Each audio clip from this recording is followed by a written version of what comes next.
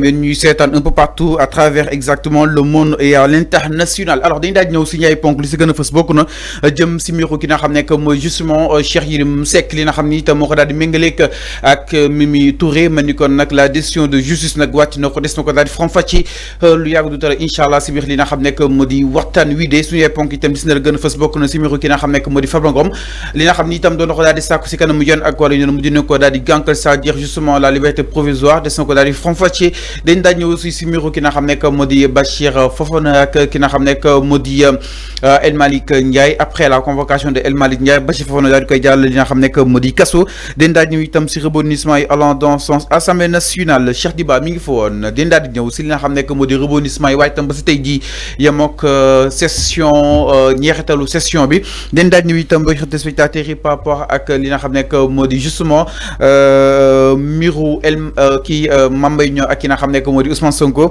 des na ko daal di xaarandi ni ki ëllëg incha allah si kanam yoon ak wàllug yoonal mais tout d'abord da ngay daal di commencer ak ki nga xam ne que moo di mbiru Bachir Fofana ni ki li nga xam ne que moo di samedi Bachir Fofana nag mu di nañ ko daal di placer exactement sous mandat de dépôt maanaam yóbbu nañ ko li nga xam ne que moo di prison par rapport ak kàddu yi nga xam ni itam yi ki woon na ko daal di def allusion exactement sur le marché justement des voitures à l'Assemblée nationale El Malick Ndiaye daal di koy en justice mais Alphonse ce qu'on n'arrive pas à comprendre tout d'abord tantôt ñu ne c'est le procureur qui s'est autosaisi tantôt aussi ñu ne El Malick Ndiaye moo déposé exactement une plainte contre ki nga xam ne que moo di Bachir Fofana alors qu'en est-il réellement Alphonse lu xew par rapport ak mbir bu nu mel.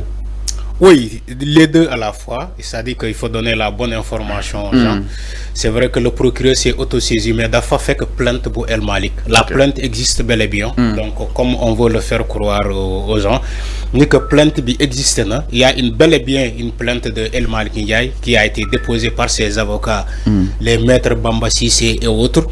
Mais aussi le procureur a agi donc allant dans ce sens en utilisant bien sûr l'article 255 donc du code pénal ni que nit boo xamante ne dafa diffuser de fausses nouvelles article bi dina posé wu sa kaw donc loolu c'est conformément à la loi ma yaakaar ni que cet même article la ñuy utiliser pour les gens yoo xamante ne yoon daf leen daan ci wàllum diffusion de fausses nouvelles on se rappelle même ci le cas de Abdou Nguer qui a été utilisé, l'article même a été utilisé, l'article 255, Bah Diakhaté, Ahmed Suzanne Camara, des personnes comme ça.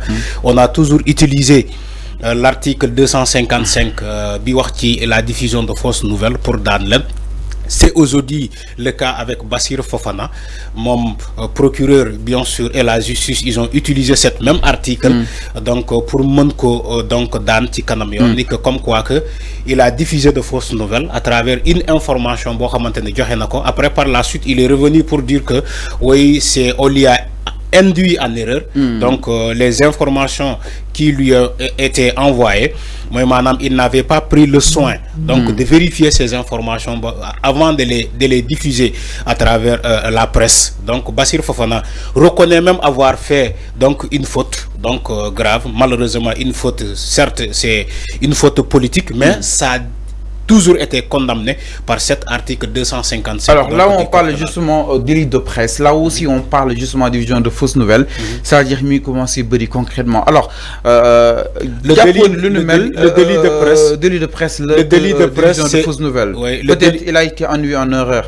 Oui, vraiment le délit de presse, c'est un peu différent de la diffusion de fausses nouvelles. Le délit de presse, c'est la diffamation. C'est la diffamation qui est visée. Quand on dit quelqu'un il a fait un délit de presse, c'est surtout la diffamation qui est visée. Mais quant à la diffusion de fausses nouvelles, j'ai dit c'est l'article 255 donc du code pénal, moi condamné. Donc c'est comme si quelqu'un te dit que tu as fait faux et usage de faux, moi madame, tu as falsifié des dossiers, tu as fait donc des propositions, c'est juridiquement puni par la loi. Mom la Bachir Fofana def ça existe dans tous les pays au monde. Man li ma doon wax ci le rôle du journaliste, j'ai écouté même l'éminent donc Daouda Mine, il a il est revenu sur le dossier Bassirou Fofana, comme Bassirou Fofana disait, je crois que je crois le jeudi ou bien le mercredi, que Bassirou Fofana a dit que Guy Marius Sagna le dégué Khibar Bobo. Manela c'est faux, parce que à la surprise générale, personne n'a entendu Guy Marius Sagna parler du dossier dans l'achat des voitures à l'Assemblée nationale. Okay. Donc il est revenu pour confirmer mes propos en disant que Sénégalais le contrat existe et aussi le marché existe et ce marché-là a été donné à un cher gay. Donc ben Sénégalais dégouko. C'est des propos de Bassirou Fofana et devant les enquêteurs, mon Bassirou Fofana, il a dit même il reconnaît avoir fait des erreurs. Donc je crois que le débat est fini. Maintenant le débat n'est pas fini parce là que où se trouve le procès aussi initial par rapport à quoi le Wunumel. Donc le Sénégal est une fois secoué par une affaire justement qui met en lumière les tensions persistantes entre le pouvoir et les médias. Donc le journaliste Bassirou Fofana, réputé pour ses enquêtes critiques et son ton incisif, a été placé en détention vendredi 27 juin 2025 pour diffusion de fausses nouvelles à la suite d'une plainte déposée par El Malick Ndiaye mu nekk ñiitu li nga xam nekk moo di président bu Assemblée nationale. À l'origine de cette affaire, une publication dans laquelle Bassirou Fofana remet en cause la transparence de nos marchés publics visant à doter chaque député sénégalais d'un véhicule neuf, une révélation qui a rapidement suscité exactement une vive polémique et des réactions indignées dans la société civile. Nous y revenons dans quelques instants par rapport à la sortie justement de la société civile. Mais d'après li nga xam nekk moo di son avocat, alors dafa ne moom ce qui lui est reproché relève du droit à l'information, pas d'un crime. Nous attendons que justice soit rendue en toute indépendance à fond. Jàpp nañ que ni kaw Bassirou Fofana su jàllee journaliste yi ñu ngi si sursis booroon nag journaliste yi daal di génnandoo jàpp ni ki nga xam nekk moo di kaw Bassirou Fofana warul aboutir par rapport à aujourd'hui ce qu'on attendait vraiment de nos nouvelles autorités concrètement. Moi li ma doon wax sànq, il faut dissocier le droit à l'information ou bien la diffusion de l'information, donc à conformément la loi que j'ai citée, que je viens de citer, moi madame l'article 255 de la diffamation, diffamation. Okay. Un journaliste peut diffuser des informations sans diffamer. Soyons réalistes, on est tous des journalistes. Un journaliste, il peut diffuser des informations largement sans diffamer quelqu'un. Utiliser conditionnel. Voilà, non, sans même donner des informations qui sont malsaines. Bassirou Fofana, ce qu'il a fait, c'est puni par la loi. En tant que journaliste, tu peux le soutenir parce que c'est la corporation, c'est le corps, la solidarité corporelle. Tu peux le soutenir, d'accord. Mais il faut accepter que aussi, le même Bassirou Fofana, le coupable, il reconnaît avoir fait des erreurs sur la diffusion de ces informations. Mais quand même, journaliste japonais, parce que les journalistes sont aussi, la diffusion de l'information est encadrée par la loi. Okay. Il y a, la fois dernière, tu as dit que le COREG a fermé ses bureaux.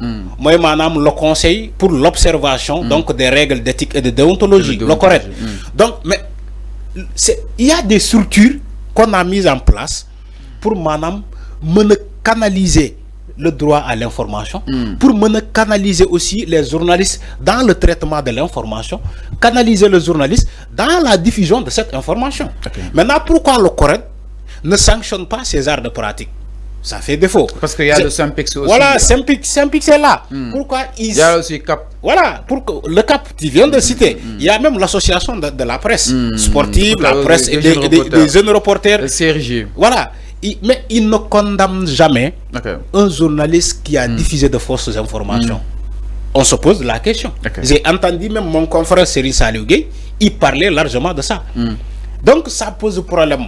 Quand on dit oui, c'est atteinte à la diffusion de l'information, oui, tous les journalistes sont en sourcil si on condamne Bassirou Fofana, la diffusion de fausses nouvelles. Mais c'est faux, moi je suis désolé. Alors, tu es journaliste, moi je suis journaliste. Il y a des journalistes partout au Sénégal, mais on ne les arrête pas pour la diffusion de fausses nouvelles. Mais alors, pourquoi on arrête de tels journalistes comme Bassirou Fofana dans la diffusion de fausses nouvelles? Alors on avance avant. Voilà, soyons sérieux.